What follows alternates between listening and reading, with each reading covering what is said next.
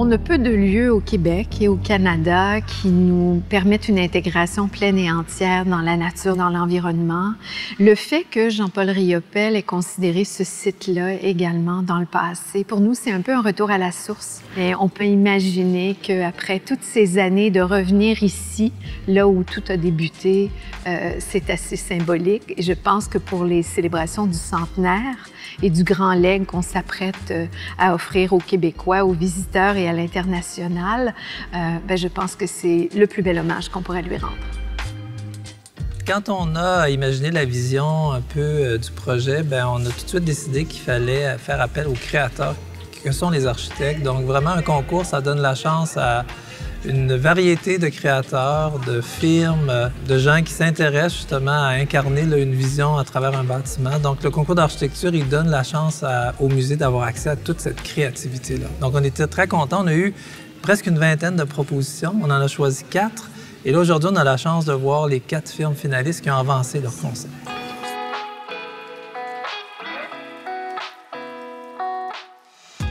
C'est très, très difficile de pouvoir siéger sur un jury comme ça et de faire un choix.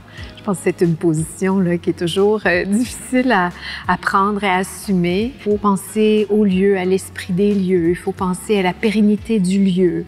Il faut penser, bien entendu, à l'art. Parce qu'on veut rendre hommage à Riopel, donc le lieu même doit être un geste architectural très fort, mais doit laisser toute la place aux œuvres. Les questions, évidemment, de durabilité, l'environnement et puis la responsabilité qu'on a face au projet. Et puis, évidemment, les considérations relatives au coût. Donc, c'est un assemblage de critères qui va faire en sorte qu'on va pouvoir, avec nos voix diversifiées, prendre une décision. C'est très rare qu'on peut construire un bâtiment quand on sait exactement ce qu'il y a à l'intérieur, entre autres un musée. Il y a quelques musées dans le monde qui sont dédiés à une œuvre en particulier. Par exemple, on mentionnait le musée Miro tout à l'heure, le musée Picasso. Donc, nous, on a la chance de faire ça.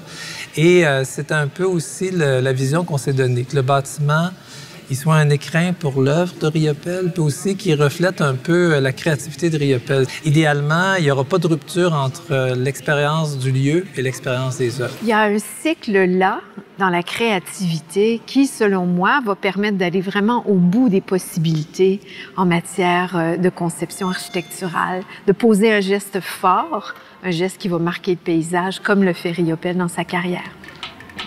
On souhaite que ce soit une vitrine internationale où il y aura ce dialogue constant entre l'humain, l'artiste, la nature qui l'a inspiré tout au long de sa carrière et les nouvelles générations de visiteurs et d'artistes. Pour nous, c'est ce qui est le plus important. Riopel, c'est pas une œuvre nécessairement qu'on intellectualise, c'est une œuvre qu'on doit ressentir. C'est comme ça qu'il créait. Donc, j'espère que le projet de l'espace Riopel, parce qu'on a un corpus d'œuvres extraordinaire, la plus importante collection publique, à laquelle va s'ajouter des œuvres extraordinaires. Donc, souhaitons-nous que ça aille dans cette direction-là. Donc, je serais l'homme le plus heureux du monde si on réussit à faire ça.